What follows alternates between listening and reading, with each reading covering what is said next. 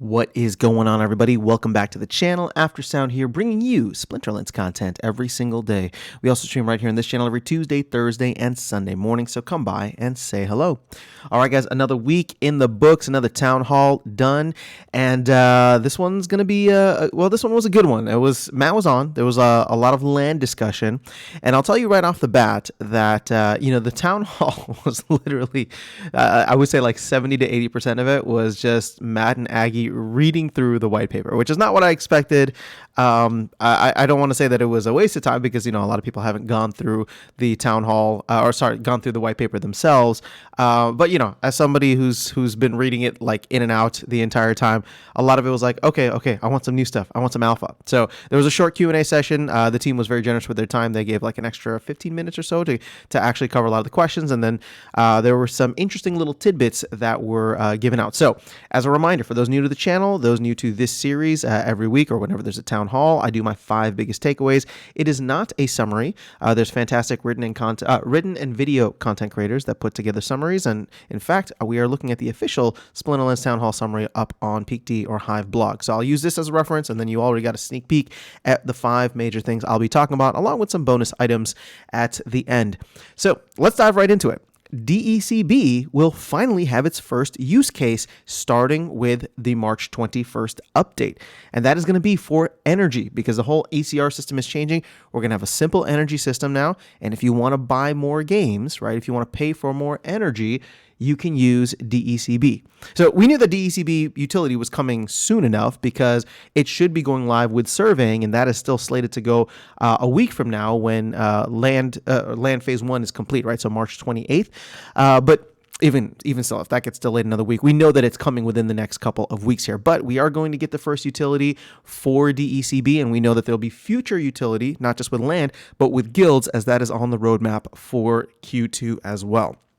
So exciting stuff. There's still like more than 60% of the Decb available. I still need to go in and grab some, but I'm running out of vouchers. I'm running out of DEC. There's just not enough. Time to push and shove, yo.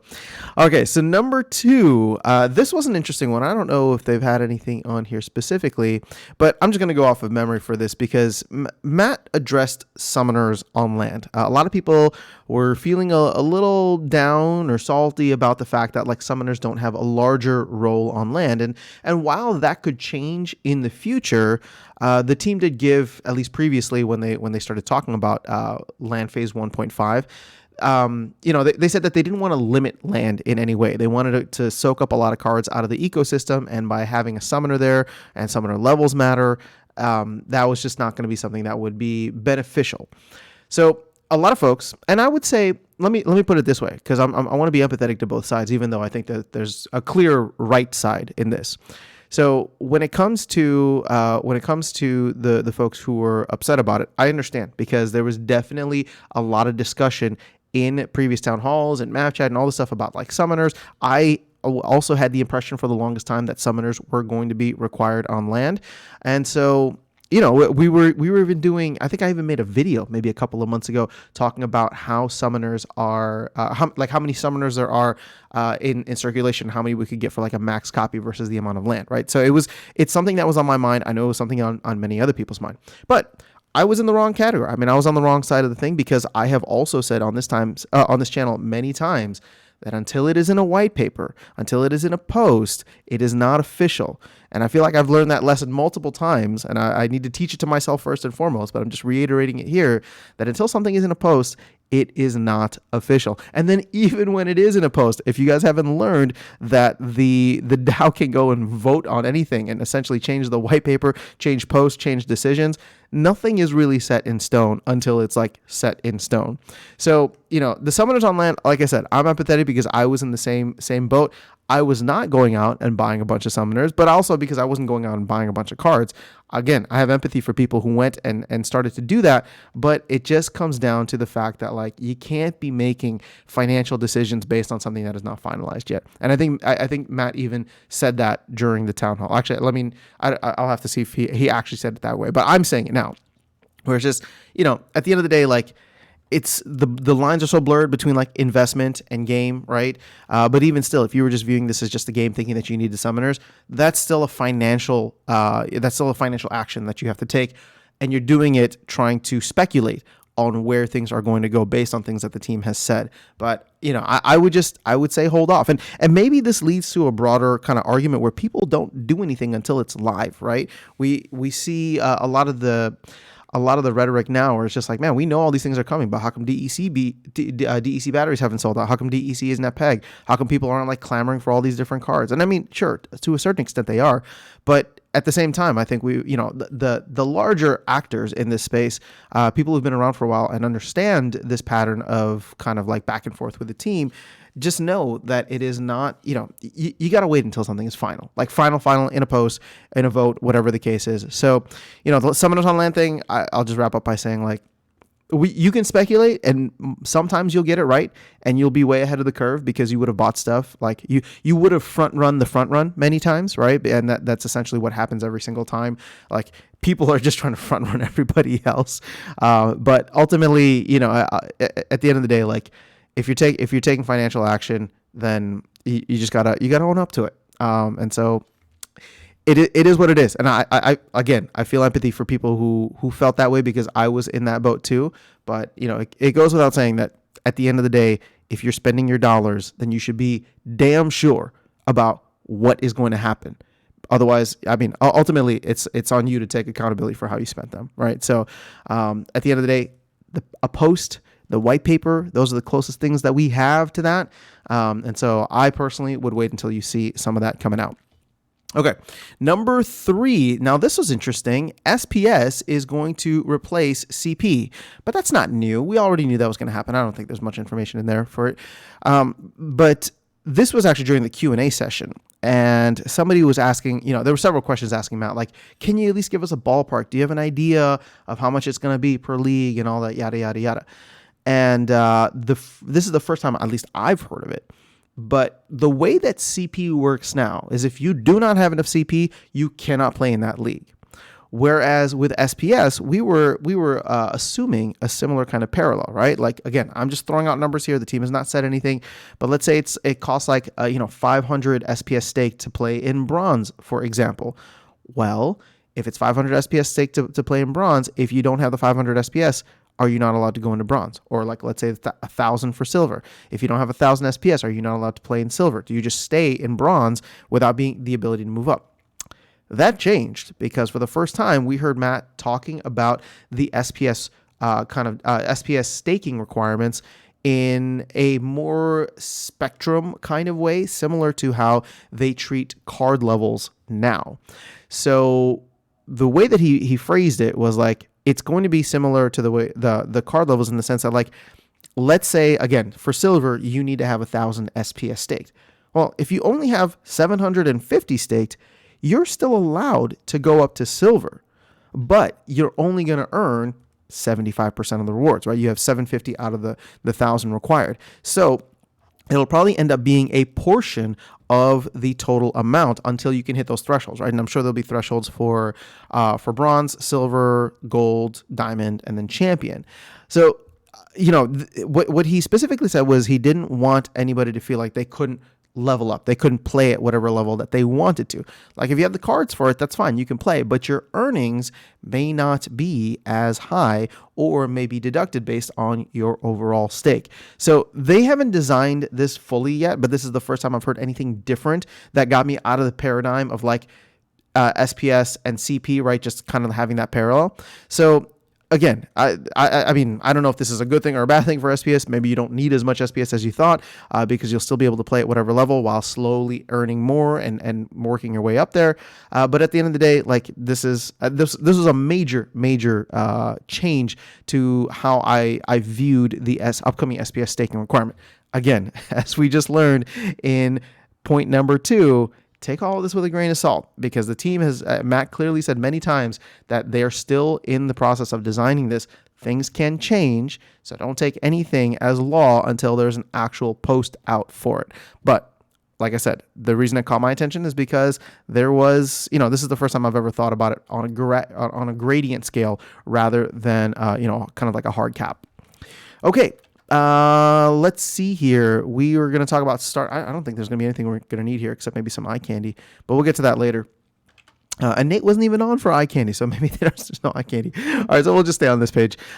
Starter package time limit. So Matt did say that they do want to put a time limit. He gave an arbitrary number of 60 days. Again, keep in mind, take it with a grain of salt. That could change.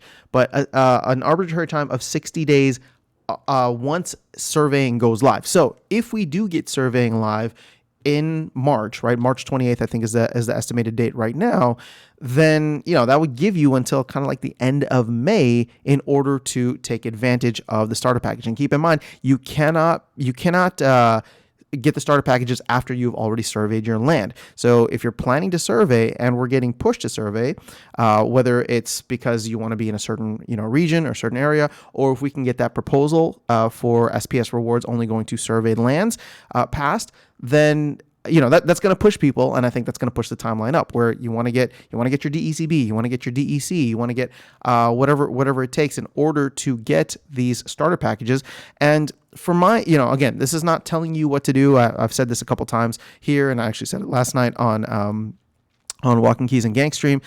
There's like the essential one, I think, is the building in the box. Like that makes the most sense from a standpoint of like, you get the Rooney Core, or not the Rooney Core, but you get the power source, which is like 5K, and then you get your first building for 5,000 DEC essentially, which I think is totally worth it, right? Like, I don't know how much the buildings are going to cost, but guild buildings started at like 10K DEC. So to me, that makes a ton of sense. The second part, the second one that I think is now essential for me are the time crystals, but only if you want to start right off the bat, because we didn't know that clearing was going to be a thing. So if you want to start earning right off the bat, you can pay 10K DEC now per plot, or DECB, and get that. So those are the two that I'm planning to get. The unstable totem is not until phase 2. So I have a feeling people are probably going to pass on that one. At least I know that I am. And ultimately I think like that's going to be, that's going to be something that will come sooner rather than later. So if you're planning on just hanging out and not claiming your land for a while, but you still want to get the starter packages, just know that once surveying goes live, the team does intend, as of now, for there to be a time limit on it. Again, an arbitrary number of 60 days was thrown out. So it's not a small amount of time. A lot can change in the world. A lot can change in crypto and gaming in 60 days. So, take that all into consideration when you were deciding what to do with your land. All right, we ripped right through this. This is fantastic. So number 5, cooldown change. Now, this was spurred from a question, a very thoughtful question. I forgot who said it, but I will, it wasn't me. So I just want to give a shout out to whoever it was that brought it up during the Q&A session and said, the way that the energy system is going to be designed now, or when it goes live after today's maintenance, is the fact that like somebody can play down all of their energy and then delegate their cards to another account. And they will get all of the rewards, 100% of the rewards all the way down. So it doesn't really matter, right? There's no what's that called? Detriment. There's no like dinging of the rewards. Whereas ECR, if you were to play your ECR all the way down to like 10%, for example, you would only be getting 10% of the rewards. So you don't have that now. People can get 100% of the rewards, play it all the way down, then delegate their cards to another deck, and then play the same, do the same thing essentially. So you can kind of get the benefits, and that delegation exploit, if we want to call it that, will exist. So right now, as it stands, cooldown is 24 hours. And so the person who asked the question gave a solution and said, I think the simple solution is to now change the cooldown, our delegation cooldown, to 48 hours. And the team said that they are going to take that into consideration. Again, they're going to look and see how this plays out, if they're seeing a lot of that exploit happen. But I don't know. To me, it's like a simple, like, identify the problem. Here's a solution. It's ready to go. And I don't know what it will take from a coding standpoint, but I would hope it's as easy as changing 24 to 48 somewhere in the code.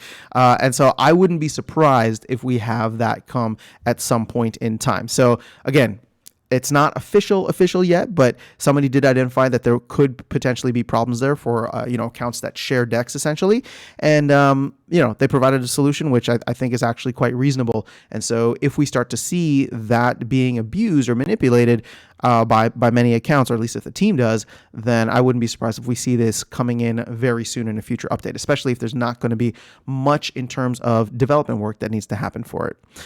Okay, so we got through all 5 relatively quickly. The bonus items, there's 3 major releases going out today: Tower Defense, the ECR system, and then Vruz. Make sure you have your SPS staked for that.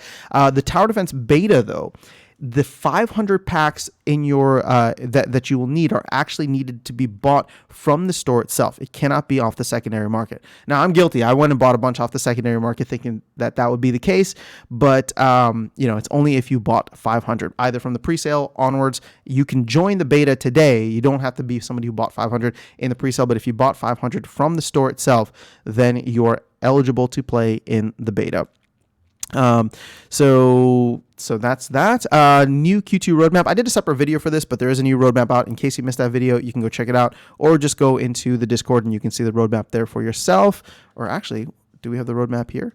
Just so I can just so I'm not sending you to different places. Oh, interesting. They don't even have the roadmap on here. All right. Sorry. No eye candy there. And then the last thing is, Investigator mentioned that bots are now available in practice mode. So when you go into practice mode, you will be able to play against someone all the time in case there's nobody else there that is in the queue. Now, these are probably just going to be starter cards, I think is what he said. But for anybody that doesn't want to waste their energy, wants to test a lineup, wants to just get better, maybe this might be more for newer players who just want to test the idea of I just want to see how my brain thinks. I want to train my brain to work within 2.5 minutes to understand the deck that I have for the specific rule sets and yada, yada, yada. Right. So, to me, that's a great step in the right direction. Investigators said that they're probably going to focus on adding or expanding more on that, or adding more game modes or whatever it is to it. So ultimately, it's cool to see that they are in practice mode now. And if you want to play, you can go play. Again, you're going to probably be beating down on novice level bots, but at least you can go in and do something without spending any energy. So that is that will be in the update today, and hopefully will be expanded upon further in the future. So that is actually all I have for you guys. This is probably one of the shortest town hall videos or 5 biggest takeaways I've done in a while. Again, it was a great town hall to listen to, especially if you wanted a deeper dive into the